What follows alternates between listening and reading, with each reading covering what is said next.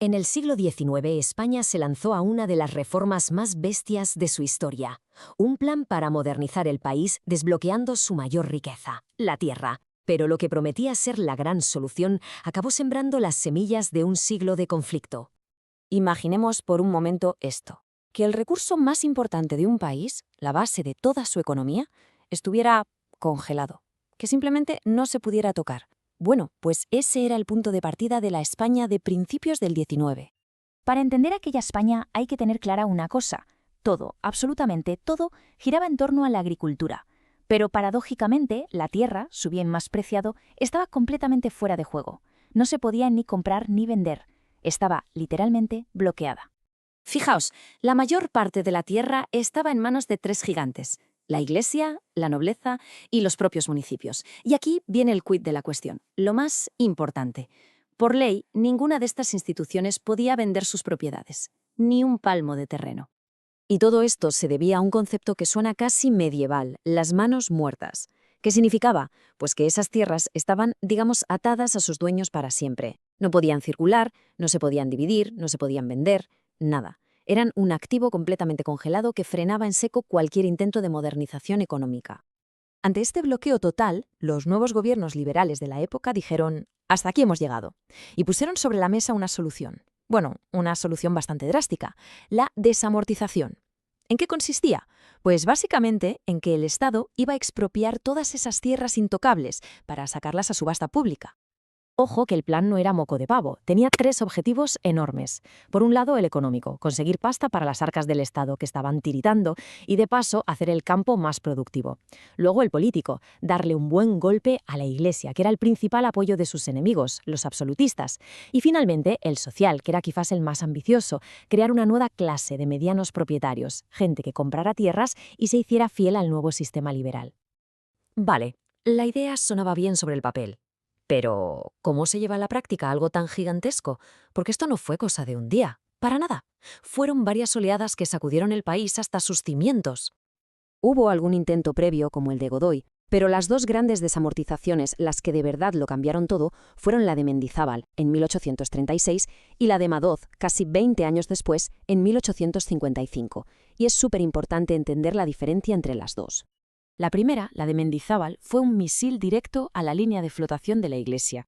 El objetivo era clarísimamente político. España estaba en plena guerra civil, la primera guerra carlista, y había que debilitar como fuera al clero, que era uno de los grandes pilares del bando enemigo. Pero la de Madoz, la de Madoz fue mucho más allá. Y aquí está la clave del drama social que se desató, porque no solo afectó a las tierras que le quedaban a la Iglesia, sino que se metió de lleno con los bienes de los municipios, en especial con los terrenos comunales. A ver, esto no eran grandes fincas, eran las tierras del común, que usaban los más pobres del pueblo para que pastaran sus pocos animales, para coger leña o para cultivar un pequeño huerto. Era literalmente su único salvavidas. Y claro, con una operación de esta magnitud, la pregunta es inevitable: ¿salió bien el plan? Y sobre todo, ¿para quién salió bien? ¿Quiénes fueron los verdaderos ganadores y perdedores de todo esto? Pues aquí es donde el sueño se hizo añicos. La gran promesa era crear un país de pequeños y medianos agricultores, una clase media rural fuerte y leal al sistema.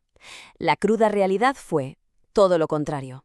La tierra acabó en manos de los que ya tenían el dinero, la aristocracia de siempre y la nueva burguesía de las ciudades, que vio una oportunidad de oro para invertir y especular.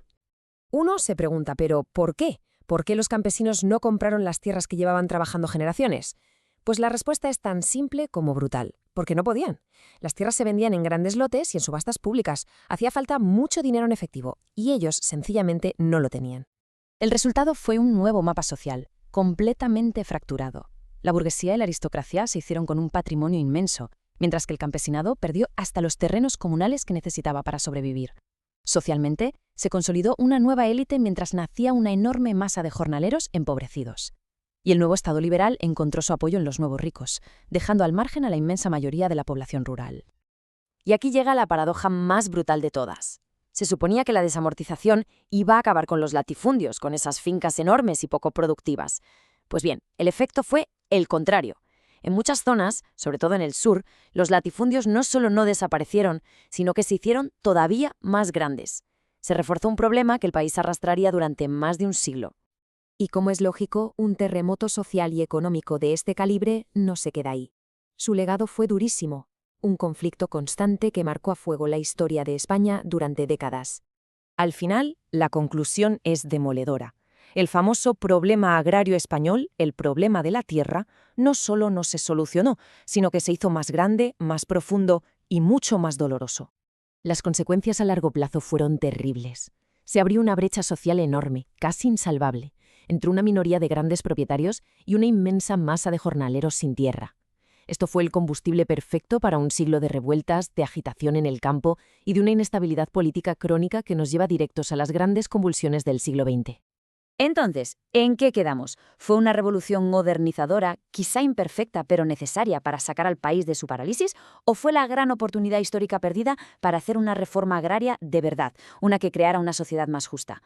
Lo que está claro es que fue una transformación que lo cambió absolutamente todo, aunque, desde luego, no de la manera que sus impulsores habían previsto.